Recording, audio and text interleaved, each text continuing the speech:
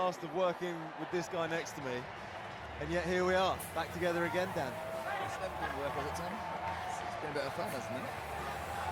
Yeah, but he's getting double bubble, you see, this week, Dan Norton. Doing a bit of corporate and a bit of commentary. Growing the game, growing the game. It's great to see you guys, really is. And this is an important game. Great Britain have found their mojo as the season's gone on, but Uruguay 4 points ahead of Spain on the series in 11th spot. If they stay there ahead of London, then they survive as a core nation next year, Tom. And that's got to be in the forefront of their minds coming into this. I think they shocked a lot of people this season.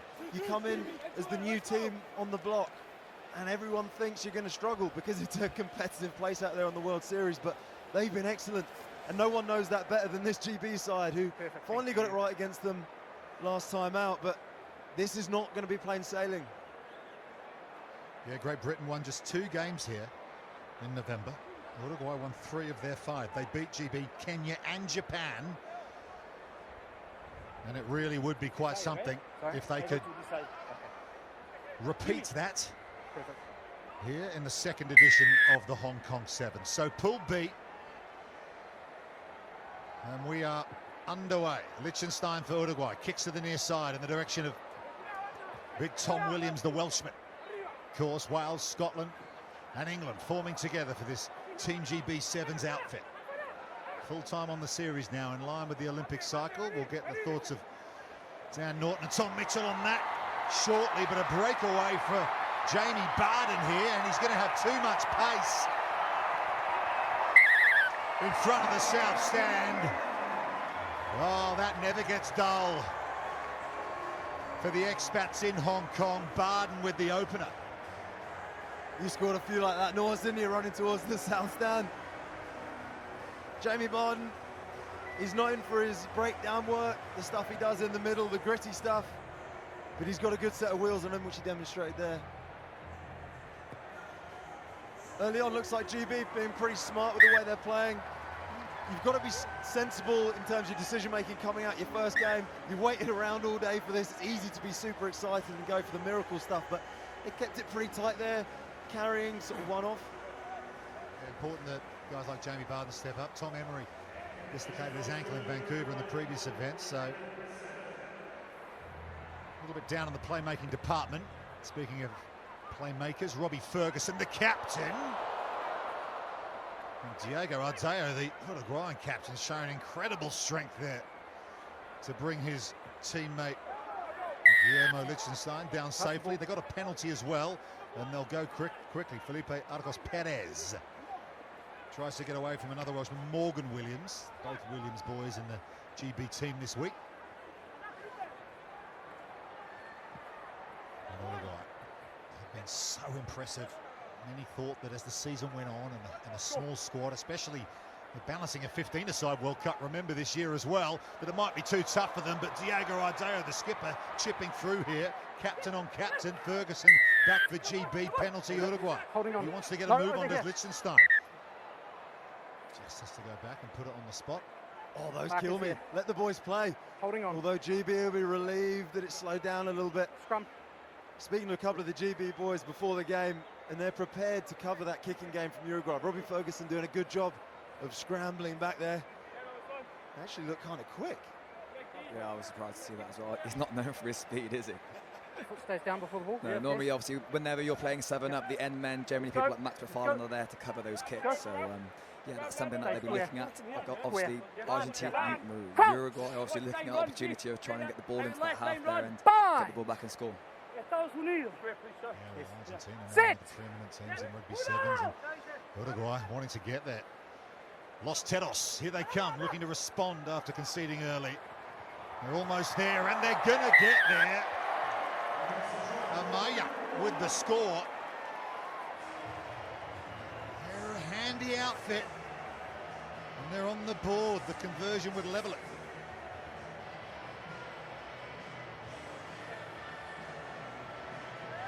When you're this close to the line, it's difficult to defend with that kind of soft drift. You'd like to maybe see GB a bit more aggressive, but easy to say from up here. We said before the game this was going to be a tight one. And GB is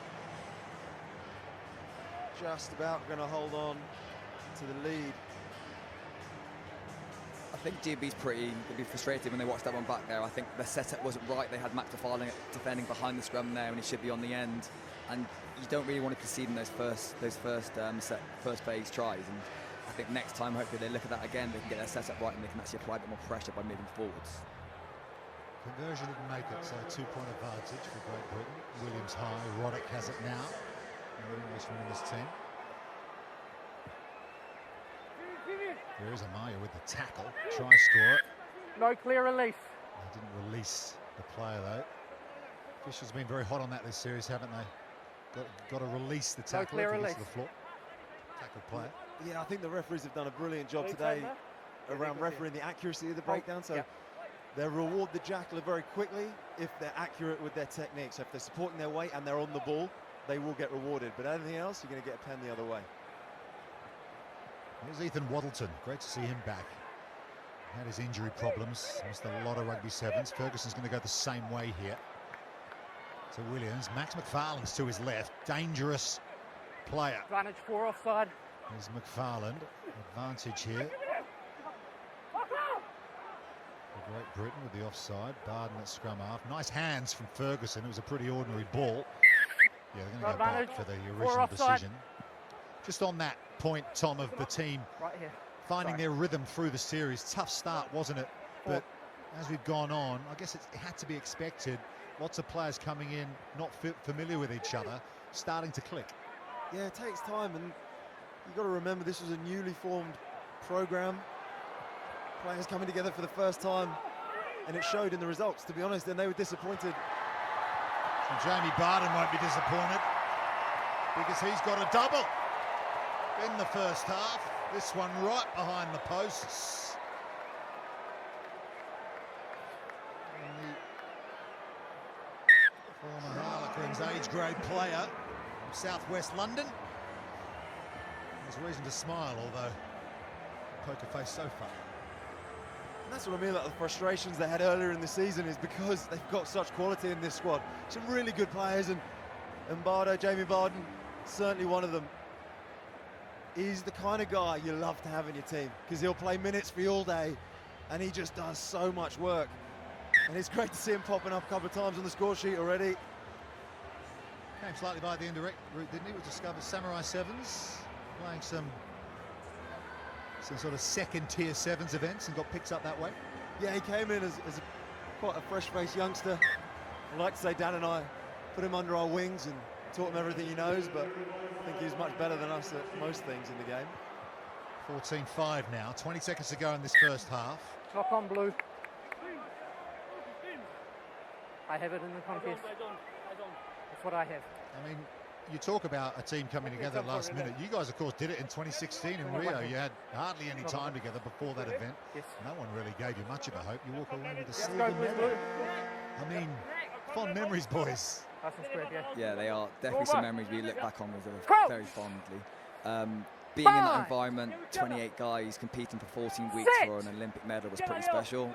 Scots, Welsh guys, and the English. So yeah, to be able to get that across the line against a very tough opposition, only scoring 3 tries in 3 games to get to a final is pretty hard way of doing it.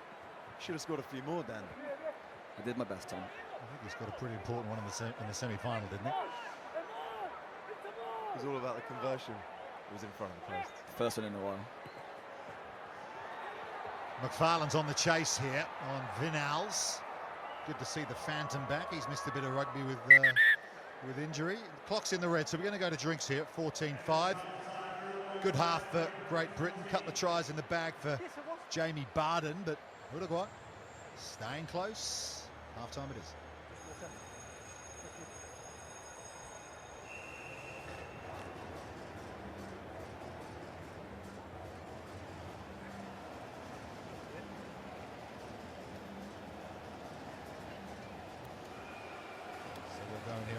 And personal with the GB team.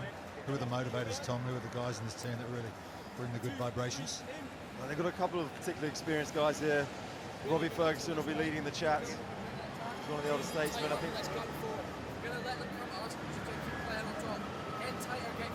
That's Ross McCann doing the talking. Apologies for the bad language. You know all about Ross's chat, Rupert?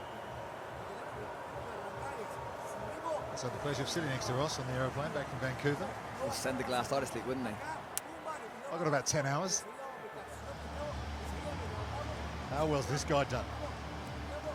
Ivo Dujoncic, the Uruguayan head coach. Remarkable, really. You judge a coach by how well they're able to get the best out of their players, and you've got to say he's done a pretty good job of that. And they continue to do so. See if they can bring out the performance in the second half.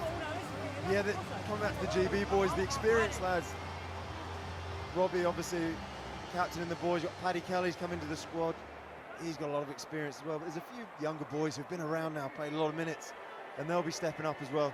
Freddie Roddick, brilliant young leader. Coming up, our final game of our Friday night super session.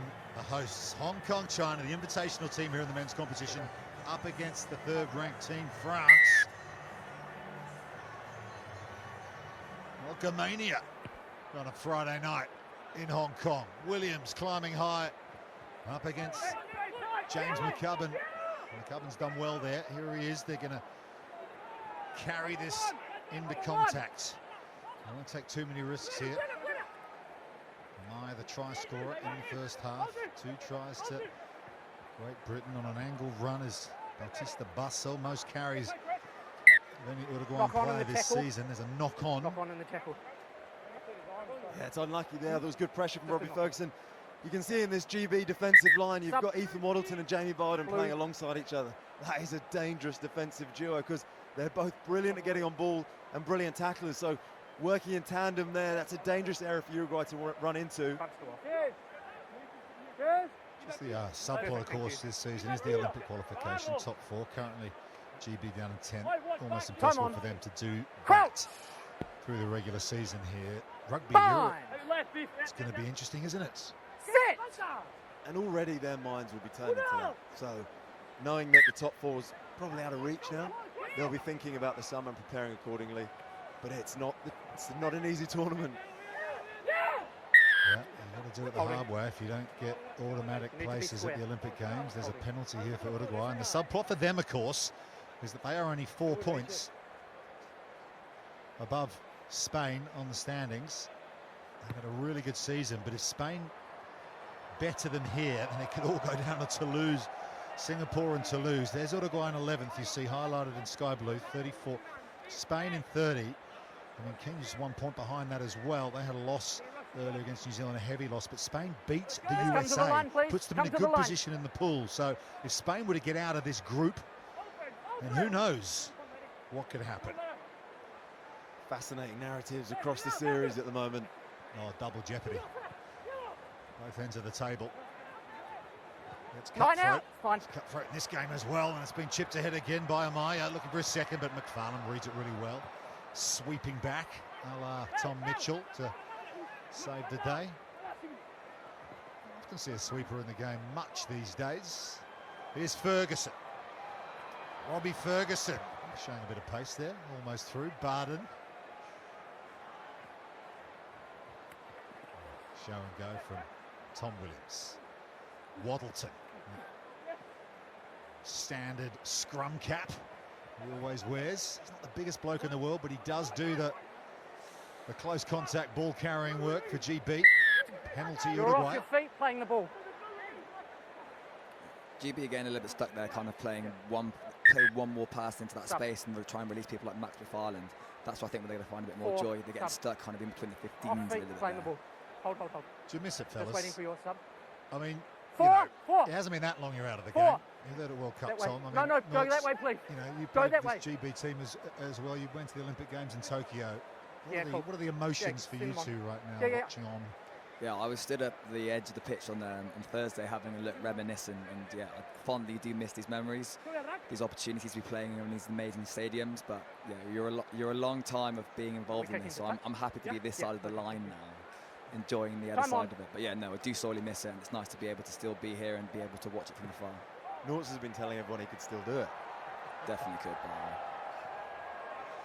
I reckon I'd give it a good nudge. Was it 358 all time? So yeah, Don't walk, and I'll let remember them that have a day, was it have a Korea? Were you on the field, Tom, when he broke the record, all-time tries? I feel like I was, because he's told the story enough times.